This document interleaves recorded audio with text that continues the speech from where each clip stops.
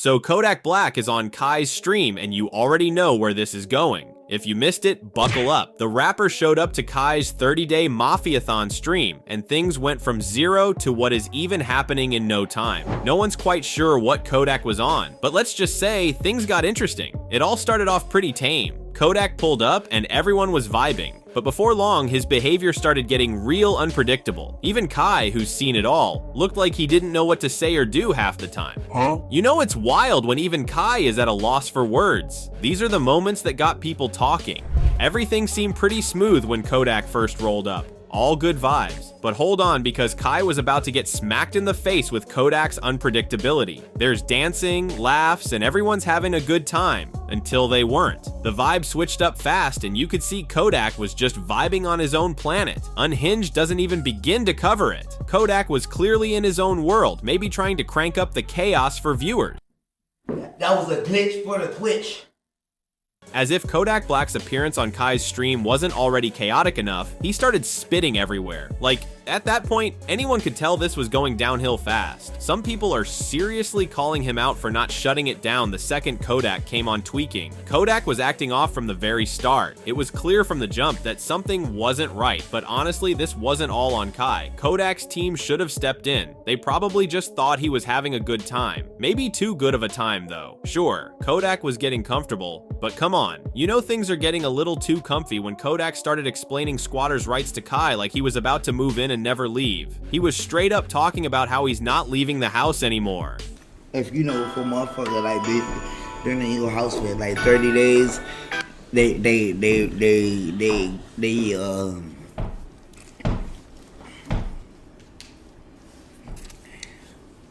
literally like a tenant, you feel me? So like so then they squatter and shit. So then they could kick you out your own house. Who? Like if a motherfucker just say for instance, right? If like you go to Paris or some shit, you feel me? And I'm doing the house, just holding your house down for you, 30 days and shit. And you come back from Paris, I ain't gotta leave.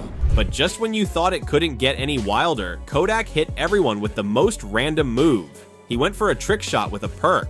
Yes, you heard that right.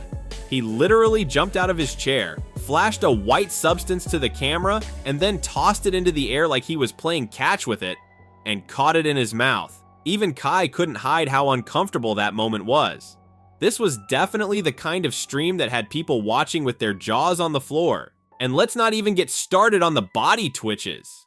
At one point, Kodak was moving like he had a shock collar on. His body was jerking so much it was hard to keep up with what was happening. By this time, Kodak was already as incoherent as they come. Kai tried to save the vibe with a freestyle, but let's just say it didn't exactly work out. Kodak stumbled over his words, slurring through what sounded like a confusing freestyling. Suck for me, I said no, I don't want it. I don't want sex, I don't want sex. Yeah, I told her, I don't want sex. I'm just waiting for the boss. Eventually, he seemed to get fed up with himself and left Kai looking puzzled yet again, and Kodak was definitely feeling comfortable, maybe too comfortable. At one point, he even takes his shirt off, fully vibing before yet another crash out moment.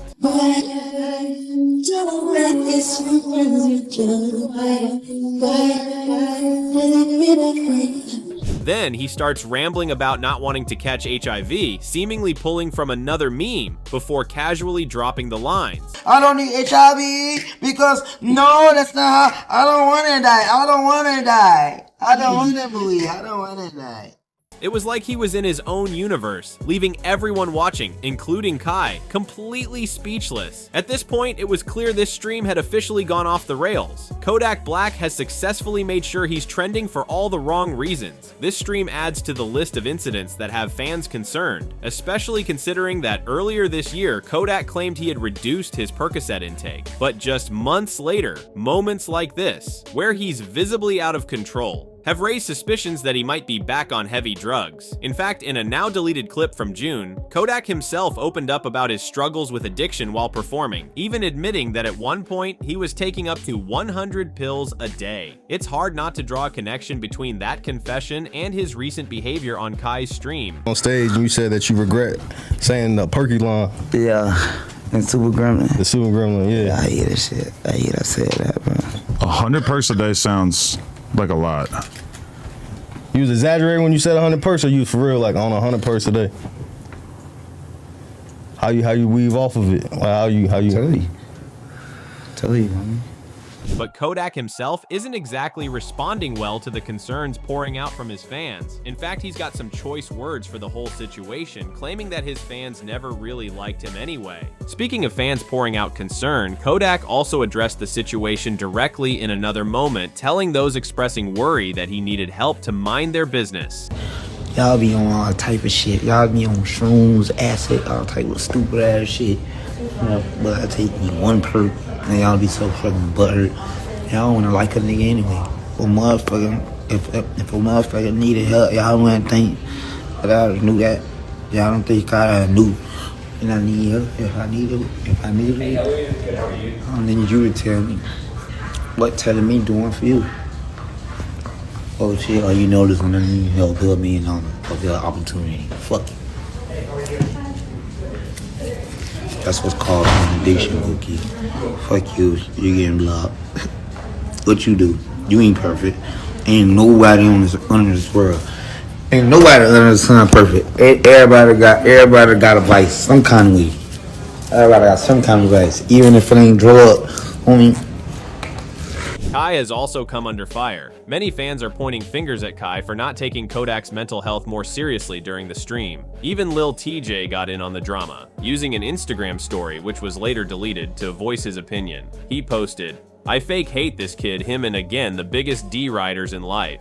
This post gave off some major outsider energy, and some even speculated it might be a jab at Aiden Ross as well. After all, what's the deal with calling someone racist just for bringing popular figures onto a stream? Isn't that the whole point? As expected, this didn't sit well with Aiden Ross, who quickly texted Lil TJ in his DMs. For now, it seems like there's no major beef, but this stream has definitely shifted how the streaming world is being viewed. The question now is it the streamer's responsibility to guide their guests in how to act? There is now a growing responsibility of streamers to manage not just their content, but also the well-being of their guests. This debate is likely to continue as the streaming work evolves, but do subscribe to my channel about streamers if you've loved this video and let me know your thoughts in the comment section below.